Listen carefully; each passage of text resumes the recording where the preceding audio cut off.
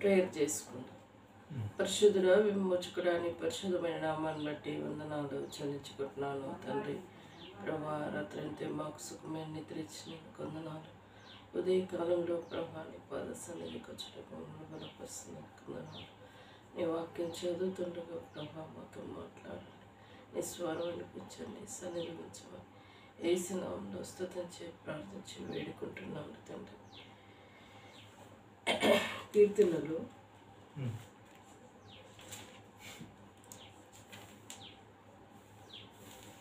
72వ అధ్యాయం. ఇందులో 18, 19 వచనాలు ఉన్నాయి.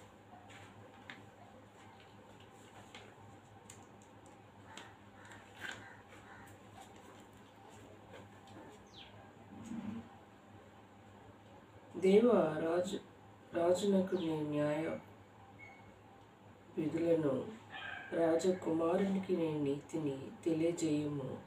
నీ నీతిని బట్టి నీ ప్రజలను, న్యాయం బట్టి శ్రమ నొందిన నీ వారిని అతడు న్యాయం తీర్చును.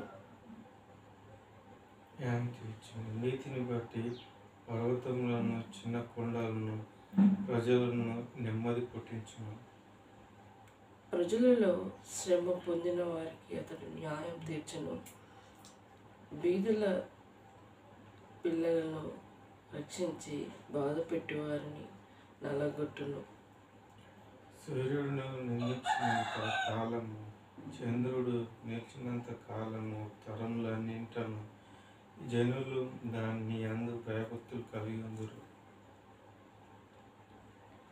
గడ్డి కోసిన వీటి మీద కురియు వాన వల్లే, భూమిని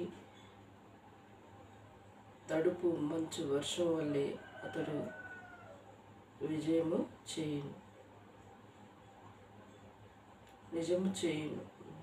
7.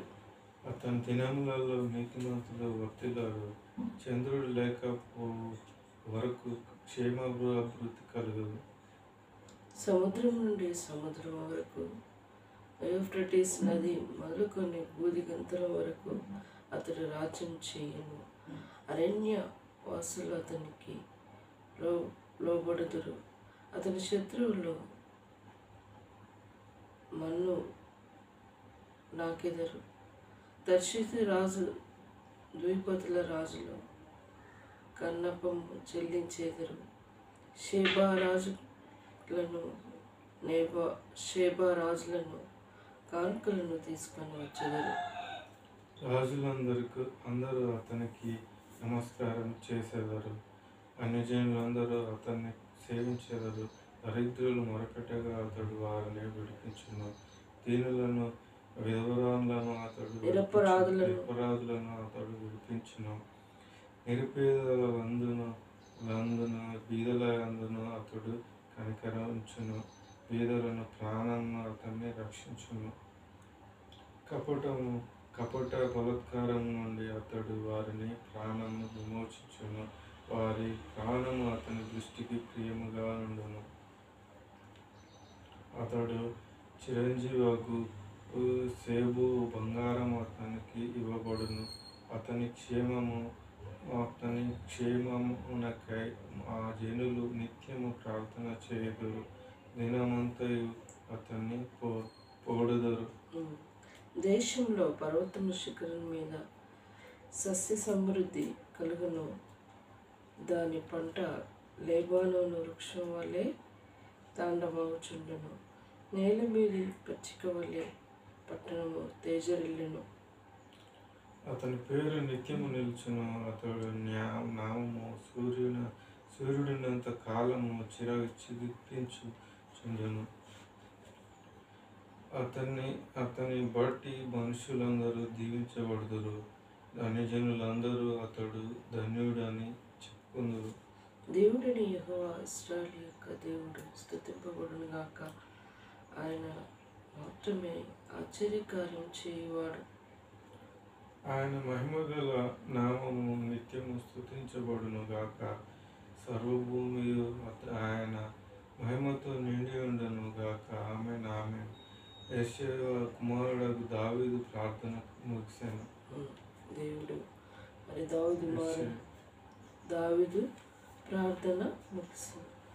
మరి దేవుడు దావీదు జీవితంలో మరి తన చేసిన కార్యములు, మరి తన ప్రార్థన, దావీదు మహారాజు చేసిన ప్రార్థన మనం చూస్తూ వస్తూ ఉన్నాం.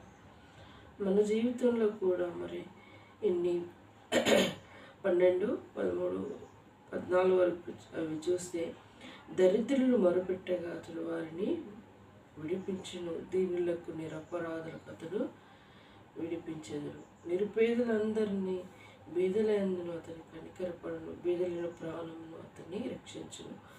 కపట బలాత్కారుల నుండి అతడు వారి ప్రాణమును విమోచించును, వారి ప్రాణం అతని దృష్టికి ప్రియముగా ఉండదు. ఈ రోజులలో దరిద్రుల మొర పెట్టుకుంటూ తయారయ్యారు, దీనులకి దయ చూపించలేని వారుగా ఉంటారు. మరి కపటంగా ప్రవర్తించేవారు ఈ లోకంలో భయంకరమైన మనుషులు ప్రజలలో కనిపిస్తూ ఉంటారు. వారి నుండి దావీదు మహారాజు వారిని కాపాడిన వాడిగా ఉంటాడు. మరి అంతేకాదు దరిద్రులు పేదలని ఆయన హక్కును చేసుకొని మరి వారికి సహాయం చేసిన వాడిగా ఉంటాడు. ఈ రోజులలో మరి దరిద్రులు ఏంటంటే పేదవాళ్ళని మరి దానికి చేర్చుకొని సహాయం చేసిన వాడే గొప్ప భాగ్యం, గొప్ప వ్యక్తి అని అనబడుతూ వస్తుంటాడు. లాస్ట్ వచనం చూస్తే ఆయన మహిమ నామము నిత్యము స్తుతింపబడును గాక, సర్వభూమి ఆయన మహిమతో నిండి ఇండునుగాక. ఆమేన్, ఆమేన్. యెషయా కుమారుడగు దావీదు ప్రార్థన ముగిశారు. దావీదు ప్రార్థన, మరి దావీదు ఎవరి కుమారుడు? యెషయా కుమారుడు. ఆయన ప్రార్థన చేశాడు 3 సార్లు. మనం ఉదయం చేస్తాము, నైట్ చేసుకొని పడుకుంటాం. మరి దావీదు మహారాజు 3 పూటలు చేస్తాం, మధ్యాహ్నం కూడా చేస్తాం. మరి సమయం దొరికినప్పుడు ప్రార్థన చేస్తాం. దేవుని సన్నిధానంలో గడుపుట అది గొప్ప భాగ్యం. మనం ఇద్దరు ఉన్నాం కాబట్టి కలిసి ప్రార్థన చేసుకోవాలి. ఒక్కరు ఉన్నప్పుడు ఇంకా ఫ్రీ టైం ఉంటుంది, ఎందుకంటే దేవుని సన్నిధానంలో అయితే మన పని చేసుకొని మనది ఏదైనా కంప్లీట్ చేసుకొని కొద్ది సమయం గడిపితే చాలు, దేవునికి సంతోషం అనిపిస్తుంది. మనం విన్నపములు ఆయన కాడ విన్నపించుకుంటూ ఉంటాం, అది గొప్ప భాగ్యం. ఈ లోకరీతిగా మనము ఈ లోకంలో ఏం చేస్తూ ఉంటారు, మరి దెబ్బ పనులు తీరుకుంటారు, ఖాళీ టైం దొరికితే బయటికి వెళ్ళి ముచ్చట్లు పెడుతూ ఉంటారు, అపవిత్రమైన ముచ్చట్లు పెడతారు, ముసలమ్మ ముచ్చట్లు పెడుతూ ఉంటారు పెద్ద మనుషులు. సో పెద్ద మనుషుల కాడికి మనం వెళ్ళకూడదు, వాళ్ళు ముచ్చట్లు పెట్టుకుంటారు, వాళ్ళు అలా కాలం క్షేపము చేసుకుంటారు.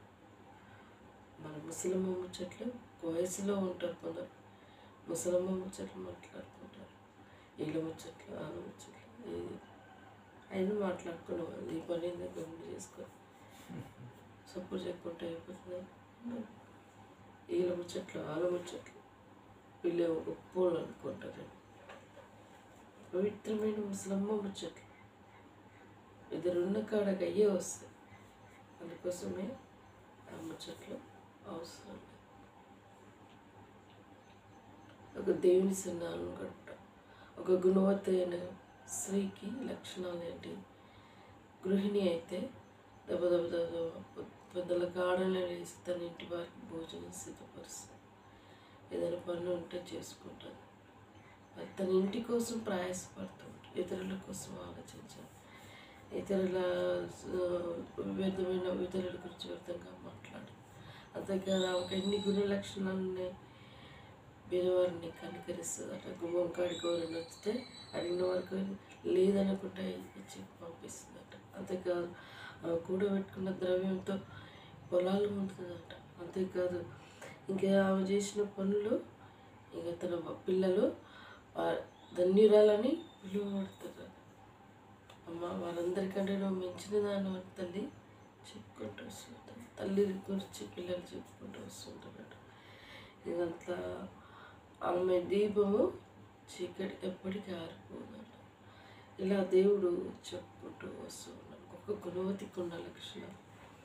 మన అమ్మ వాళ్ళ ఇంటికాడ హిందువుల కుటుంబం నుంచి వచ్చింది కాబట్టి ప్రార్థన మన తల్లిదండ్రులకి మరి బైబిల్ చదవడం, బైబిల్ అవగాహన అంతా లేదు. ప్రార్థన చేసుకోవడం లేవగానే. సో వాళ్ళ నామకార్థ క్రైస్తవులు పండుగ రోజైతే వాళ్ళు ఇల్లు శుద్ధి చేసుకోవాలి, కొత్త బట్టలు కట్టుకోవాలి, ఇంట్లో వాళ్ళందరికీ పండుగ రోజు మాత్రం మంచిగా తినాలి అని ఆలోచన ఉంటారు పండుగ క్రైస్తవులు. సో దేవుని ఆ రోజు ఏదేమైనప్పటికీ ఆ రోజు ఎక్కువ కనపరుస్తుంది. నాన్నకి మరి లోకంతో స్నేహం ఎక్కువగా ఉంటుంది. లోకాన్ని స్నేహిస్తే దేవునికి వైరుగా అవుతాం. మరి మనుషులు ఎన్ని రోజులు ఉంటారు? దేవుడు మనది యుగాలు ఉంటారు కదా. అందుకోసం నాన్న కోసం ఎక్కువ ప్రార్థన చేస్తూ ఉంటారు. ఎందుకంటే ఎక్కువ క్రైస్తవులు తప్పులు ఏం చూస్తుంటారు, వాళ్ళు క్రైస్తవులే కదా, తాగుతారా అంటారు. నాన్నకున్న బుద్ధి ఏంటంటే ఎవరైనా మందు ఇస్తే వాళ్ళ మాట మనకుండా తీసుకుంటారట. నాకు అది కోపం వస్తుంది. నేను దాగను వద్దు అని అనొచ్చుగా నాన్న అంటే అన్నాడు. వాళ్ళు ఏమనుకుంటారో చిన్నగొచ్చుకుంటారు, వాళ్ళ మనసు చిన్నగొచ్చుకుంటారు. వాళ్ళు ప్రేమతో ఇస్తున్నారు. అది మరి దృష్టిలో మర్యాద అనుకుంటారు. నీ ఆరోగ్యం పాడవుతుంది కదా నాన్న. 2-3 సార్లు, ఒకసారి కరోనా టైంలో అట్లా నిన్ను దేవుడు కాపాడాడు, ఒకసారి మరి ఉపతెత్తులకు నిమ్మొచ్చింది అట్లా కాపాడాడు. మరి నీ ఇంకా దేవుడు ఎన్నో విధాలా నీ ప్రాణాన్ని కాపాడుతున్నాను. వాళ్ళని నీ ప్రాణాన్ని కాపాడట్లేదు కదా, వారిని ఎందుకు సంతోషపడతావు? వారు ఏదైనా ఇస్తే వద్దు అనవు ఎందుకు నాన్న అని అమ్మ అంటారు, నేనంటారు, ఇంట్లో ఉన్న అందరూ చెప్పినా ఆయన మాత్రం వాళ్ళ మనసు బాధపడతాడు అని తీసుకుంటున్నాడు, తాగుతున్నాడు. బాధ అనిపిస్తూ ఉంటుంది. మనుషులని సంతోషపెట్టేవాడు. ఇప్పుడు తాగుద్దు నాన్న మనం గట్టిగా అరిచినాం అనుకో, కోపడుతూ ఉంటాడు. కోపం అది మర్యాదలాగా ఫీల్ అవుతూ ఉంటాడు. వాళ్ళ మర్యాదని ఎందుకు వద్దన్నాను అని ఫీల్ అవుతాం. మనమేమో వద్దు నాన్న తాగొద్దు నాన్న, అది చేయకూడదు నాన్న. వాళ్ళు వేరే విధంగా ఆలోచిస్తారు. గ్రాస్టప్పులు అంటారు, తాగుతారు, అన్ని చేస్తారు అని అంటారు నాన్న. అది అవసరం నాన్న మనం అంటాం. అయినా వాళ్ళు ఏమనుకున్నప్పుడు వాళ్ళని మర్యాద చిన్నవచ్చుకోవడానికి చేస్తారు. అది ఉంటుంది. ఎదుటి వారిని బాధ పెట్టడము నాకు ఇష్టం ఉండదు. అది బాధపడతారు. మరి కొందరేమో నవ్వులాటగా చేసుకుంటారు, కొందరు పెద్దవాళ్ళు మర్యాద కోసం ఇస్తూ ఉంటారు. కొందరేమో నాన్నని తాపియాలని బాగా తాపిస్తారు. పండుగ సీజన్ బాగా తాగిపిస్తే ఇంటికి పంపిస్తుంటారు. ఇది తాగుతు నాన్న ఇట్లా నాన్న అరుస్తా అమ్మ అరుస్తా ఉంటారు. చెప్పడానికి మనసు రాదు. అది 2 రోజులు మందు ఎక్కువ తాగితే బాడీలో ఉన్న అన్నం తినకుండా చేస్తుందని కూడా తెలుసు. కానీ వాళ్ళను వద్దు అన్నాడు. ఆ విషయంలో మనకు బాధ అనిపిస్తుంది. అదొక మూర్ఖ తలంపు. దానికోసం మనం ప్రార్థన చేయాలి. నేను దేవుని కాడ మొరపెడుతూనే ఉంటా, ప్రభా నాన్నలో అదొక్కటి తీసివేయి. కొన్ని సందర్భాల్లో దేవుని కాడ విజ్ఞాపన చేసి దేవుని కాడ కూడా దేవునిపై కూడా కోపపడిన దినాలు కూడా ఉన్నాయి. నీకు చెవులు లేవా, కళ్ళు లేవా, మా నాన్నను మార్చలేవా అన్ని దినాలు కూడా ఉన్నాయి. దేవునిపై కోపపడిన దినాలు కూడా లేవు. నేను ఇంత బాధపడుతున్నాను, ఇక్కడ ఇంత ఏడుస్తుంటే అని కూడా అన్ని దినాలు కూడా ఉన్నాయి. దేవుడు ఒక్కొక్కరికి ఒక సమయం అనేది ఇస్తాడట. ఆయన సొంత సమయం ఇంకెందుకు పొడిగిస్తుందో అది అర్థం కాదు. దేవుడికి తెలుసు. ఆ సమయంలో ఆయనకి మారు మనసు రక్షణ అనే వస్త్రము ధరింపజేస్తూ ఉంటాడు. రక్షించలేక యెహోవా హస్తములో కూర్చకాలదు, వినున్నోళ్ళకు ఆయన చెవులు మందం కాలేదని దేవుని వాక్యం చెబుతుంది.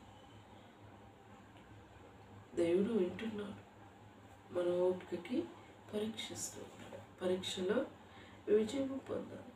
ఇప్పుడు నేను నా ఇంటి పరిస్థితి సేవకులకు చెప్పినా వాళ్ళు కూడా తప్పుగా ఆలోచిస్తుంటారు. నేను వింటూ ఉన్నాను. ఇప్పుడు సంఘ పెద్దలు రక్షణలోనికి వచ్చినాక ఇక సంఘంలో వారికే గర్విష్టి, వారి గర్వం వారికి కనబడు. మేమంతా నీతి పరులమే లేవు, మేమంతా భక్తి పరులమే లేవు అని డాంబికం చూపించుకుంటాం. స్వస్థ బుద్ధి కలిగి ఇతరుల కోసము ప్రార్థన చేసే భారం వారికి ఉంటుంది. ఇక సంఘంలో రాజరికం చేయమంటే చేస్తుంది. అదే వారి జీవిత లక్షణం. ఏదేమైనప్పటికీ దేవుడు అనేవాడు చూస్తున్నాడు. అంతే, దేవుడు చూస్తున్నాడు. మన విన్నపములు, మన ప్రార్థనలు ఆయన వినేవాడుగా ఉంటాడు. మన భవిష్యత్తు కోసం నేను రోజు ప్రార్థన చేస్తున్నాను. నా కుటుంబం రక్షించు, మా భవిష్యత్తు నీ కృపగల హస్తములు కప్పచెప్పు, నీ చిత్తమే మా ఇళ్ళ జరిగించు. డిసెంబర్లో మా ఇంట్లో స్తుతి కలిగి ఉండాలి, గృహ కూడిక కలిగి ఉండాలి, సంతోషాన్ని నింపు అని నేను ప్రార్థిస్తున్నాను. దేవుడి మాటలన్నీ దీవించి ఆశీర్వదించుగాక. ప్రార్థించుకుందాం. పరిశుద్ధుడా, విమోచకుడా, నీ పరిశుద్ధమైన నామమును బట్టి వందనాలు చెల్లించుకుంటున్నాను తండ్రి.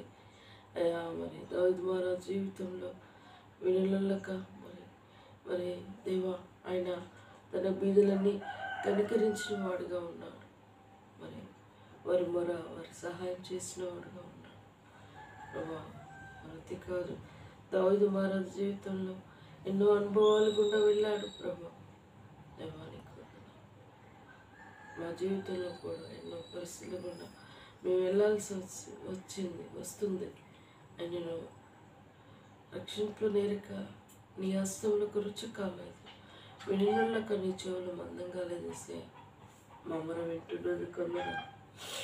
మా కుటుంబాన్ని సంపూర్ణంగా రక్షించాను, గృహంలో సంతోషాన్ని నింపున్నాను. డిసెంబర్లో మా ఇంట్లో స్థుతి కలిగి ఉండాలనుకున్నాను. మార్గం సరళపరచండి, సమకూర్చండి ప్రభా. నీ కృప ద్వారం తెరవమని కోరుకుంటున్నాను. దయలనైనా నా దేవ, గ్రూప్ 1కి మీరు మరలా సిద్ధపడటకు నీ కృప దయచేయండి. అన్నిటికంటే ముఖ్యంగా మ్యారేజ్ ప్రపోజల్ విషయంలో ప్రభా, నీ చిత్తం ఏంటో నాకు స్పష్టంగా తెలియపరచు ప్రభా. మార్గం సరళపరచండి, నీ స్వరం వినిపించటకు. బెంగళూరు ప్రపోజల్ విషయంలో తన నీ చిత్తంలో ఉంటే ప్రభా, మరలా ఒకసారి ఈ ప్రాంతానికి నడిపించండి ప్రభా. తనతో జతపడే ఉద్దేశం ఏంటి నడిపించండి ప్రభా. కార్యం చేయవాడు తప్ప ఈ లోకంలో ఉన్నారు నాయన. ఈ విషయంలో నీ చిత్తమే మా ఇళ్ళ జరిగించారు. నీ చిత్తంలో ఉన్న వారిని గృహానికి నడిపించారు ప్రభా. ఫర్దర్ నోటిఫికేషన్ NTPCకి అప్లై చేయటకు మార్గం సరళపరచండి ప్రభా. వీరిని దీవించండి, చదువుకి ముందుకెళ్ళటకు మమ్మల్ని దీవించండి. భవిష్యత్ ప్రణాళికని నెరవేర్పరచండి. అంధకార శక్తిని నజరేయుని యేసు నామములో బంధిస్తూ ఇంతవరకు నువ్వు చేసిన మేలును బట్టి స్తుతిస్తూ నీ కొనియాడుతూ పూజిస్తూ ఆరాధించుకుంటాం దేవా. నరక సంబంధి అమ్మ వాళ్ళకి జరిగిన అన్నదమ్ములందరినీ రక్షించమని ప్రార్థిస్తున్నాను. మామయ్యలు, పెద్ద మామయ్య, చిన్న రోజు మరి లత పిన్ని, అన్న పిన్ని, ఇందు పిన్ని, దేవ నాగమణి పిన్ని, వీళ్ళందరూ 5 అక్క జిల్లాల ప్రభా వీళ్ళ కుటుంబాల్లో అందరినీ రక్షించమని ప్రార్థిస్తున్నాను. ఇంతవరకు చేసిన మేలుని బట్టి స్తుతిస్తాను. నిన్నే కొనియాడుతూ పూజిస్తూ ఆరాధించుకుంటున్నాను దేవా. ప్రార్థిస్తున్నాను. దయగలనైనా ప్రేమగలేసయా ఇదయా ప్రభా. ఇక ప్రార్థిస్తున్నాను. నా దేవా ప్రార్థిస్తున్నాను. అన్ని విషయాలు నీ దయగల చేతికి అప్పచెప్పు. అంధకార శక్తులు నజరేని సునామంలో బంధిస్తూ మా భవిష్యత్తుని కృపగల అష్టములకు అప్పచెప్పు. మందిర అక్రవసలు తీర్చండి ప్రభా. డిసెంబర్లో మిగతా వాక్యాలు రాపించకు నన్ను బలపరచు. మా అక్కరిల్లు తీర్చండి ప్రభా. నానబండి తీసుకోవాలనుకుంటున్న ప్రేమిడిని దీవించండి. దిష్టుడు అపవాదకు తంత్రాలు అయిపోవచ్చండి. దేవాకి జ్ఞాపకం చేసి అక్కరిలన్నీ తీర్చండి. నిరంజన విషయంలో బిడ్డకు కావాల్సిన సహాయం దయచేయండి. కావ్యమైన స్టడీ భవిష్యత్తు బిడ్డని దీవించే త్రుటిలు లేకుండా వారిని కాపాడు. కాపుదల భద్రతలో ఉంచి మంచి లైఫ్ పార్ట్నర్, జాబ్లో మంచి సెటిల్ బిడ్డని దీవించడానికి కోరుకుంటున్నాను. ఇంతవరకు నువ్వు చెప్పిన ప్రేమను పట్టిస్తూ తొన్నై గ్రామాన్ని మరొక సంబంధం మా ఫ్రెండ్స్ నాకంటూ పరిచయమైన వారిని ప్రభా యూట్యూబ్ ద్వారా వింటున్న వారిని కూడా రక్షించండి. దేవా జ్ఞాపకం చేసుకో. అన్ని విషయాలు నీ దయగల చేతికి అప్పచెప్పు. నన్ను తగ్గించుకుంటూ నీ నామం హెచ్చించుకుంటూ యేసు నామములో స్తుతించి ప్రార్థించి వేడుకుంటున్నాను తండ్రి. యేసు రక్తమే చేయి, సిల్వ రక్తమే చేయి. యేసు నా సంపూర్ణ విజయం కలుగునుగాక. అపవాది క్రియలు అనంతం నాశనమగునుగాక.